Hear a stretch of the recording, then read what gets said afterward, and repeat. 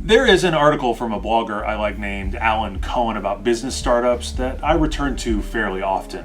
In surveying what experts say is needed to have a successful new venture, Cohen found evidence of what he calls the startup trifecta. Here are Cohen's words. A brief and perhaps a little unfair survey of recent entrepreneurial literature boils down to what I call the startup trifecta. Doing your homework about the market and having a brilliant insight about technology, gaining sufficient investment and strong investors or advisors, and finding great talent, hiring A players. Now, these are the things that most companies focus on with the belief that if they have them in abundance, everything will be okay. But not so, says Cohen. In his experience, companies that succeed simply want it more. Now, in the church, we are guilty of this same kind of thinking. Whether it's about starting new churches or saving old churches, we believe that if we just get our trifecta straight, we are going to be golden. Now, in the Presbyterian Church, whenever one pastor leaves and the congregation is searching for a new one, a usual practice is to do a demographic study of the community.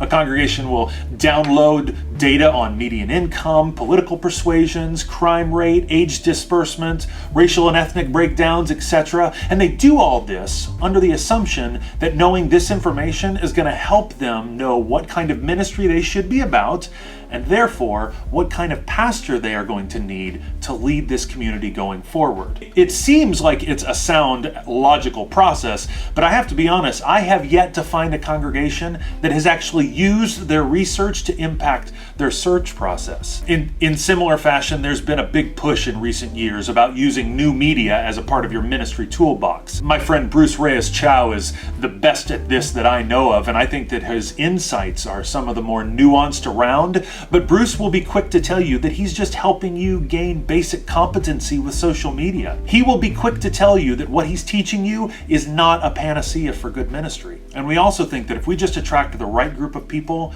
we're going to be set. And nobody can tell us what the right group of people is. Well, let me tell you what I think it is. I think the primary concern of churches is to find givers. Yeah, we want the cash. I'm convinced that part of the reason we do all these demographic surveys when we plant new churches is that we want to gather a congregation in a growing area. And you should read that as an area that has a lot of young, middle to upper class families. If we go where the cash is, we're going to be able to have a successful ministry. And finally, and this is my biggest pet peeve, we want to hire the perfect pastor, the local resident church expert. Everybody in my age range in particular has heard it. We've heard congregations tell us we're looking for someone that can attract young families.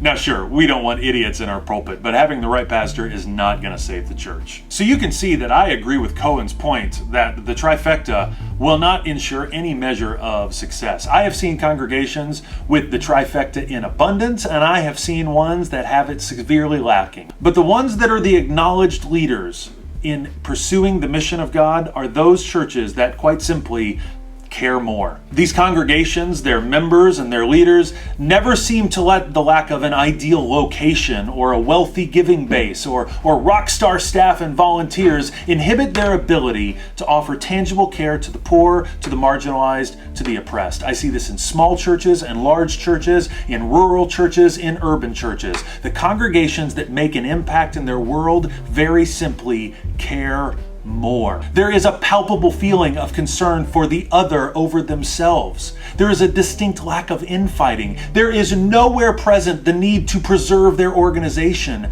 There is a mindset of sacrifice and action. In the Presbyterian Church, there's only one requirement for being elected as a leader. A leader must demonstrate the new commandment to love as Jesus loved, as a matter of course. There is nothing that says they must be a world-renowned or even passable theologian. There's nothing said about possessing a certain skill set. All that's there is that they need to love. That's it. Now, I've spent a lot of time in my ministry delving into and parsing the philosophy of ministry.